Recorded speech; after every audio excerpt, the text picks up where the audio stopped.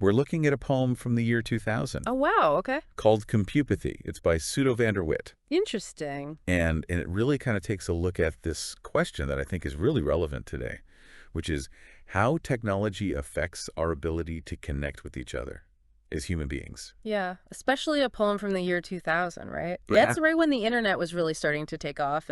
Yeah. And I mean, you can almost feel that uncertainty in the air, right? Yeah. Where it's like, oh, wow, this is amazing. We can connect with anyone all over the world.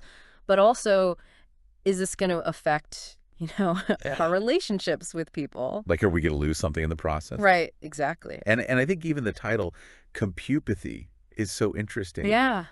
because, it's this mashup of computer and empathy. Right. And it makes you wonder, can you really have empathy through a screen? Yeah. And the poem seems to be arguing that it's not that simple. That there's something about face-to-face interaction that can't be replicated through a screen. Yeah, there's a line in the poem that really stuck with me. And it says, so contrast cyber chat room behavior that certainly seems in need of a savior. Oh, wow. What do you think about that line? That's a powerful line. And I think, one of the things the poem does so well is use this very vivid imagery to contrast, like, the physicality of human connection. Okay. So it talks about, our rods and cones and our muscular tone and this sound chamber. Right. It's all about our senses being engaged when we interact with someone face to face. Yeah, and then it contrasts that with these images of the digital world, right, which are much more, I don't know, like sterile almost. Yeah, It talks about the electronic altar and gigawaves. Yeah, it's almost like we're losing something vital in that transition. Right, and it makes you think about, how does online communication change the way we experience emotions? Yeah. Because when you're face to face, you pick up on all these subtle cues, right? Right. A slight change in expression or a hand gesture or the tone of voice. The tone, yeah. And online, so much of that is lost. Right. So does that make it harder to empathize with someone online? Yeah. Or does it force us to develop like new ways of expressing and understanding empathy?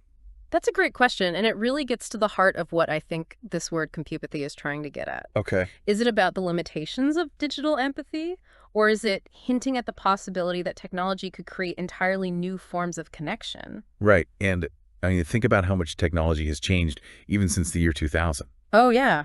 I mean, we have virtual reality experiences now that can almost simulate what it's like to walk in someone else's shoes. Right. We have translation tools that can break down language barriers. Could those things actually help us understand people from different backgrounds better? I think it's definitely possible. Yeah. And maybe compupathy, despite the poem's concerns, isn't just about loss. Right. Maybe it's also about adaptation. Okay. Humans are incredibly adaptable. Yeah. We find ways to connect even when the means of connection changes. Right. So if this poem is kind of a time capsule from the early days of the internet, Yeah. how do you think the poet would view our world today?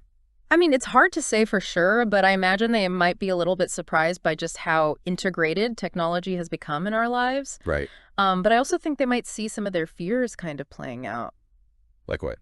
Well, the blurring of boundaries between work and personal life, the constant pressure to be connected, the potential for technology to become more of a distraction than a tool for meaningful connection. Right. And the poem definitely ends on this note of like a call to action almost. Yeah. It's saying like, hey, we need to be careful. Huh? We need to cherish those in-person connections. Yeah. We need to remember what it feels like to be truly present with another human being. It's such an important message, and I think it's all about finding that balance, right?